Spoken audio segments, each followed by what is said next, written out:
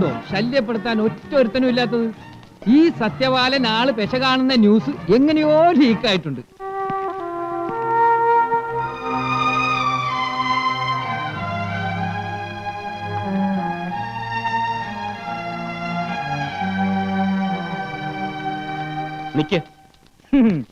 നിങ്ങൾ ധൈര്യമായിട്ട് എന്റെ പിന്നാലെ നടന്നോ.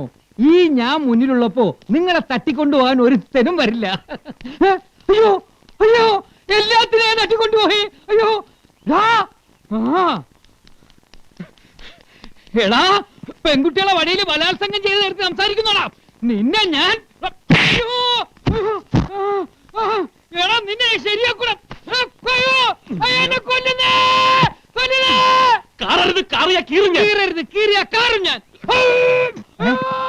ബലേന്ദ്ര, ഇങ്ങോട്ട് വിട്ടേക്ക്, ഇങ്ങോട്ട് വിട്ടേക്ക്. ഈ ഗുണ്ടയെ ഞങ്ങൾ കൈകാര്യം ചെയ്തോളാം. ഗുണ്ട നിന്റെ അച്ഛനാ? അച്ഛനാ? ആരുടെ അച്ഛനാണ് ഗുണ്ട?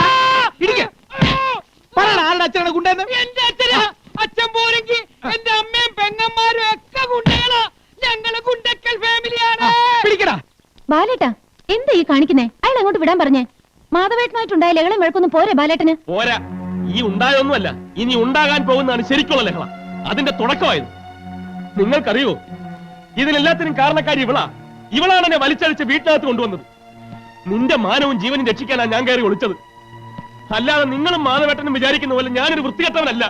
സ്വന്തം അമ്മയും പെങ്ങളെ തിരിച്ചറിയാൻ കഴിവില്ലാത്തവനുമല്ല. അന്ന് എനിക്ക് പോരെ ഇവളെയാണ് മാധവേട്ടൻ പിടികൂടിയിരുന്നെങ്കിലോ ഇവളുടെ ദേഹത്തൊരു അടി വീഴാൻ ഞാൻ സമ്മതിക്കുമായിരുന്നോ? പട്ടിയെ തല്ലുന്ന പോലല്ലേ വാരി വലിച്ചിട്ട് എന്നെ തല്ലിയത്. അത് കണ്ടു നിന്നതല്ലാതെ അനങ്ങിയോ ഇവള്? ഒരക്ഷരം മിണ്ടിയോ ഇവള്? നിന്നെ കരയിക്കാൻ വേണ്ടി പറഞ്ഞതല്ല അമ്മു. നിന്നോട് എനിക്കൊരു ദേഷ്യമില്ല. ദേഷ്യം പോയിട്ട് നിന്നോടുള്ള സ്നേഹത്തിനൊരു അംശം പോലും കുറവ് വന്നിട്ടില്ല. നിന്നെ എനിക്ക് നഷ്ടപ്പെടാൻ പാടില്ല. അതുകൊണ്ടാണ് ഞാൻ പറയുന്നത്. ഇനി ഒരു ഭൂകമ്പം ഉണ്ടായാലും ശരി, നിന്റെ വീടിന്റെ മുമ്പിൽ ഒരിക്കൽ കൂടി ഞാൻ വരും. നിന്നെ വിളിച്ചിറക്കിക്കൊണ്ട് പോരാ. നീ വരണം. മാധവേട്ടനല്ല, ആരെതിർത്താനും നീ എന്നോടൊപ്പം വരണം. ഞാൻ വരില്ല, വരില്ല എന്ന് പറഞ്ഞ വരില്ല. ദേവി, ഇത് ബാലേട്ടൻ അവിടെ വരരുത്. എന്നെ വന്ന് വിളിക്കരുത്. വിളിച്ചാൽ വരാൻ ഞാൻ അവിടെ ഉണ്ടാവില്ല. സത്യയുടെ ജീവനോട് ഞാൻ അവിടെ ഉണ്ടാവില്ല. ബാലേട്ടനോട് സ്നേഹമില്ലാഞ്ഞിട്ടോ കൂടെ ജീവിക്കാൻ മോഹമില്ലാഞ്ഞിട്ടോ അല്ല ബാലേട്ട. മാധവേട്ടൻ ഞങ്ങളുടെ ജീവനാണ്. മാധവേട്ടനെ വേദനിപ്പിക്കാൻ ഞങ്ങൾക്ക് വയ്യ. ആ മനസ്സ് വേദനിപ്പിച്ചുകൊണ്ടുള്ള ഒരു ജീവിതം എനിക്ക് വേണ്ട.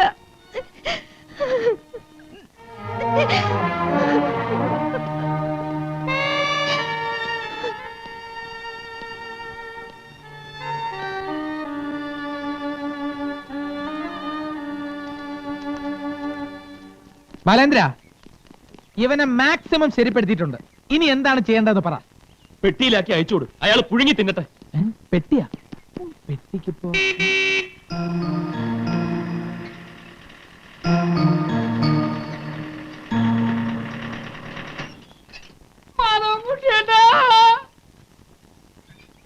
ആ ദുഷ്ടന്മാരെന്നെ ചെയ്ത പണിയണ്ട. ഞാൻ കുട്ടികളെ കൊണ്ട് കോളേജിൽ പോകുമ്പോ അവന്മാര് വഴിയിൽ തടഞ്ഞു നിർത്തി. അത് ചോദിക്കാൻ ചെന്നതിന് എല്ലാരും കൂടെ എന്നെ എടുത്ത് ചാടത്തി പൂത്തി.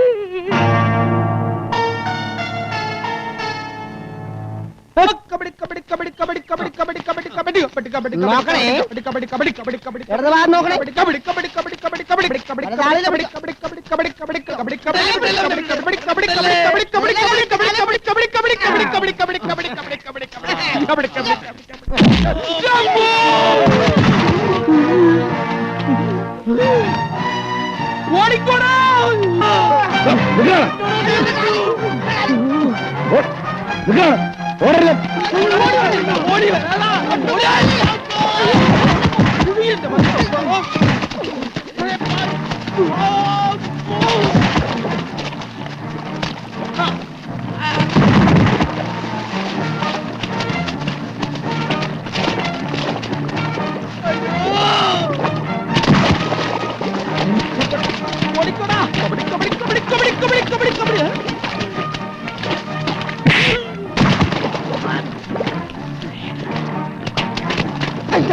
അയ്യോ അയ്യോ, നോക്കല്ലേ, തലകറങ്ങും, തല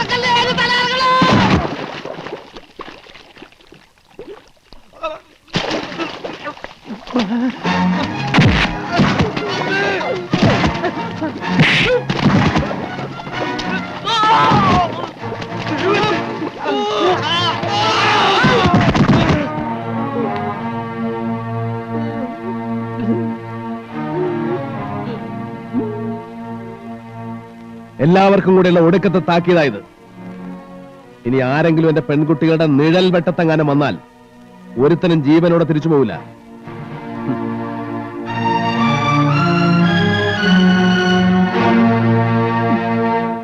എന്ത് വന്നാലും നീ നോക്കിക്കൊള്ളാമെന്ന് പറഞ്ഞിട്ട് ഇതാണോടാ നോക്കി നിന്നോളാമെന്നാണോ നീ പറഞ്ഞത്? അതിന് അയാൾ എന്നോട് എന്തെങ്കിലും പറയണ്ടേ? നമുക്ക് ചുമ്മാ കാര്യം ഇടപെടാൻ പറ്റൂ? നിന്നോടും കൂടി തന്നെയാ പറഞ്ഞത് ഒടുക്കത്തെ താക്കീതാണെന്ന്. എടാ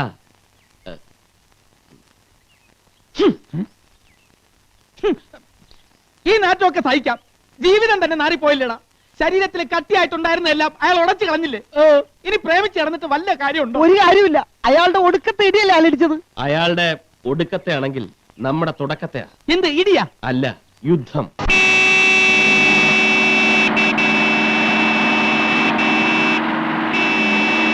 എന്റെ അമ്മോ, ഓടിക്കോളൂ! ഓടിക്കോളൂ! ഓടോ, ഓടോ, ഇതന്നെ! അയ്യോ!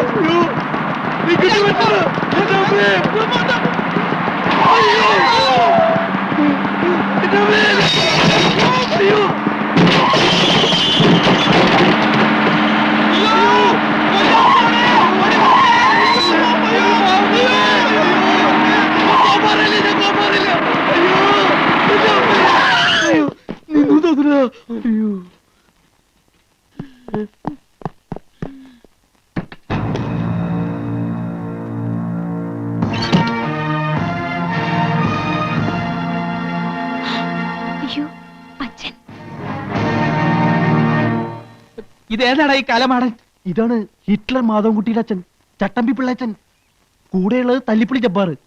ആർക്കടാ എന്റെ മാധവൻകുട്ടിയുടെ തണ്ടലിന്റെ ബലം അറിയേണ്ടത്? വെല്ലുവിളിച്ചവന്മാരൊക്കെ വാടാ, അവന്റെ രോമത്തിൽ തൊടാൻ ധൈര്യമുള്ളവരുണ്ടെങ്കിൽ ഇറങ്ങി വാടാ. ഇറങ്ങി വാടാ പട്ടികളെ, ചുണയുള്ളവന്മാരുടെ ഇറങ്ങി വാ. ഈ പിള്ളേച്ചൻ ജബ്ബാറാണെന്ന് കാണിച്ചുതരാം. ഇവരെവിടെയായിരുന്നു? ജയിലില്ല. ഏയ്, ഈ നാട്ടിൽ തന്നെയുണ്ട്. ഇവരുമായിട്ട് വഴക്കിട്ട് വേറെ കല്യാണം കഴിച്ച് താമസിക്കുക. പക്ഷെ മക്കൾക്ക് എന്തെങ്കിലും അപകടം സംഭവിച്ചു എന്ന് പറഞ്ഞാ അപ്പ പറഞ്ഞെത്തിയാള്. ഈ പിള്ളേച്ചന്റെ രക്തത്തിൽ പിറന്ന പിള്ളേരാ ഇതിനകത്ത് ജീവിക്കുന്നത്. അവരാരെങ്കിലും എന്തെങ്കിലും ചെയ്യാൻ നോക്കിയാലുണ്ടല്ലോ, ലോറിയേറ്റ് അരച്ചു കളയും ഞാൻ. ചന്തു, ഇയാളെ ഇങ്ങനെ വിട്ടാ പറ്റില്ല. പിന്നെ നമുക്ക് വലിയ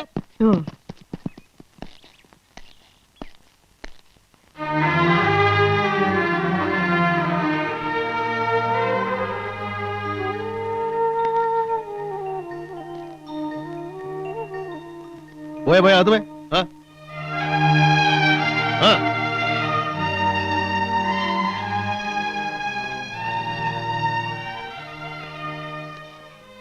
പിള്ളേച്ചേട്ടാ, സാരമില്ല, വാ.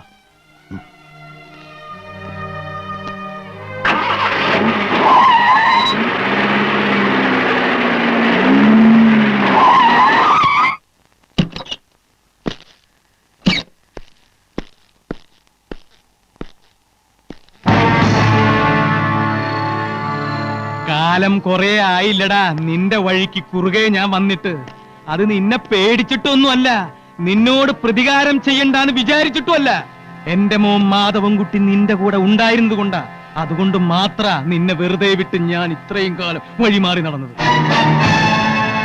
ഇനി നീ നോക്കിക്കോ, നീ ഏത് നരകത്തി ചെന്നാലും അവിടെയൊക്കെ ഈ പിള്ളേച്ചനുണ്ടാവും, ഈ ജബ്ബാറും ഉണ്ടാവും. വണ്ടി വന്നോളൂ. ജബ്ബാറേ, ഈ വണ്ടി ഒന്ന് മാറ്റിട്ടെ. ഇങ്ങനെ മാറണ ചെയ്താനെ അവിടെ വീഴും.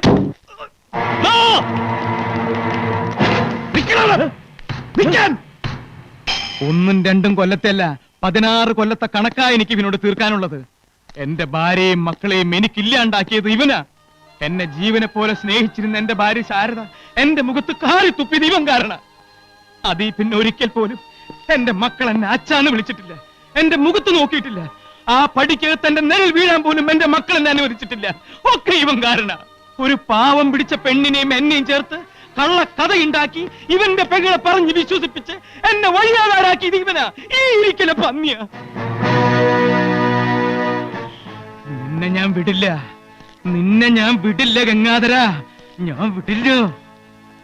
എന്റെ ഭാര്യയും മക്കളെയും എനിക്കില്ലാണ്ടാക്കി എങ്ങനെ നീ എന്റെ ജീവിതം നശിപ്പിച്ചോ അതുപോലെ നിന്നെയും ഞാൻ നശിപ്പിക്കും. നിന്റെ ഭാര്യയും മക്കളെയും നിനക്കും ഞാൻ ഇല്ലാണ്ടാക്കും. നിന്റെ കുടുംബം കുത്തി കുഴിച്ച് കൊളം തോണ്ടും ഞാൻ.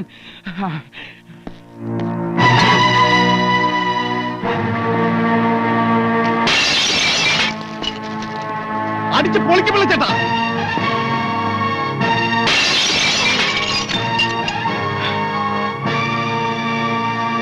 എന്റെ യുദ്ധം ഞാൻ തുടങ്ങി. ഇത് അതിന്റെ ഉദ്ഘാടനമാണെന്ന് കൂട്ടിയാ മതി. ജബ്ബാറേ വാടാ.